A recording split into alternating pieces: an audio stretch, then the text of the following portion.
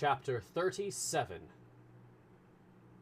in which it is shown that Phileas Fogg gained nothing by his tour around the world, unless it were happiness. Yes, Phileas Fogg in person.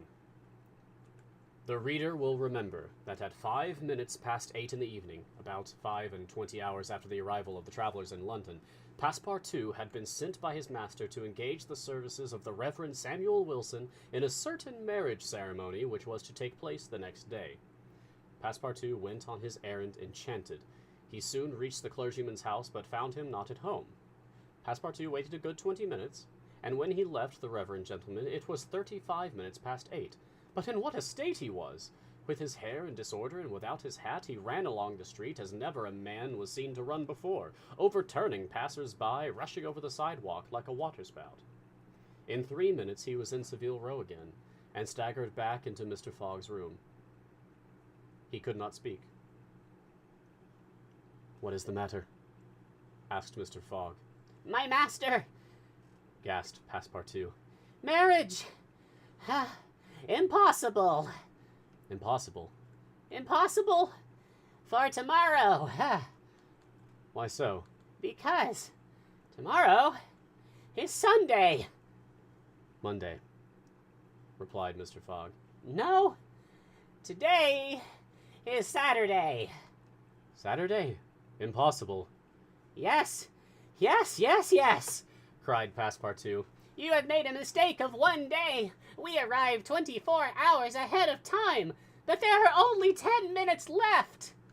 Passepartout had seized his master by the collar and was dragging him along with irresistible force. Phileas Fogg, thus kidnapped without having time to think, left his house, jumped into a cab, promised £100 to the cabman, and having run over 2 dogs and overturned 5 carriages, reached the Reform Club. The clock indicated 9:15 when he appeared in the great saloon. Phileas Fogg had accomplished the journey round the world in 80 days. Phileas Fogg had won his wager of £20,000. How was it that a man so exact and fastidious could have made this error of a day? How came he to think that he had arrived in London on Saturday, the 21st day of December, when it was really Friday, the 20th, the 79th day only from his departure? The cause of the error was very simple. Phileas Fogg had, without suspecting it, gained 1 day on his journey, and this merely because he had travelled constantly eastward. He would, on the contrary, have lost a day, had he gone in the opposite direction, that is, westward. In journeying eastward, he had gone toward the sun, and the days therefore diminished for him as many times 4 minutes as he crossed degrees in this direction.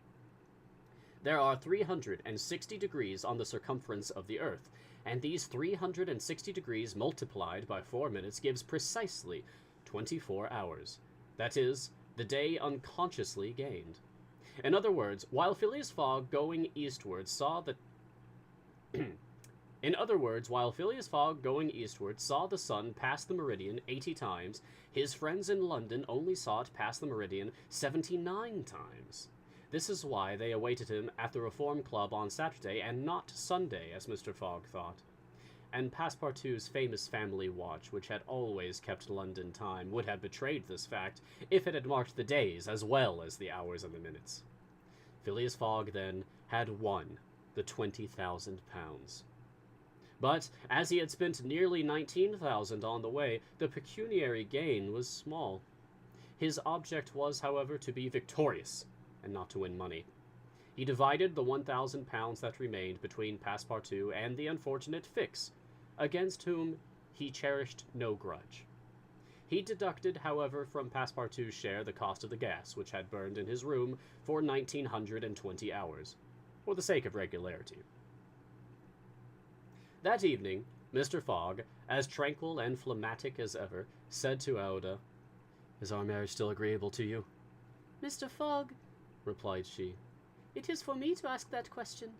You were ruined, but now you are rich again."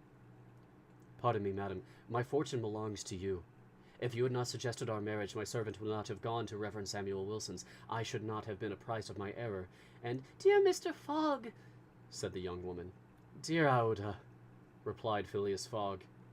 It need not be said that the marriage took place 48 hours after, and that Passepartout, glowing and dazzling, gave the bride away. Had he not saved her, and was he not entitled to this honor? The next day, as soon as it was light, Passepartout rapped vigorously at his master's door. Mr. Fogg opened it and asked, What's the matter, Passepartout? What is it, sir? Why, I've just this instant found out— What?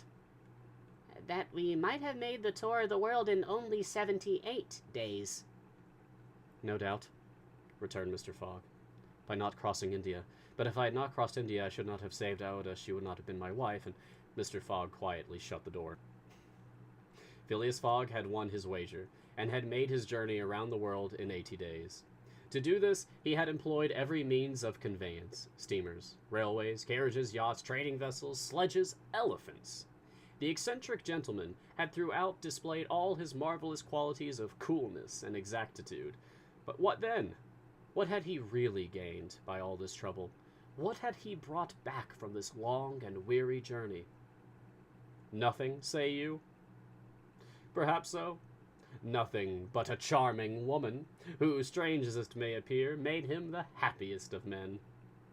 Truly, would you not for less than that make the tour around the world? End of chapter. And end of book.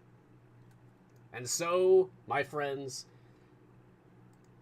this has been Around the World in 80 Days by Jules Verne, as read to you by me, Mars.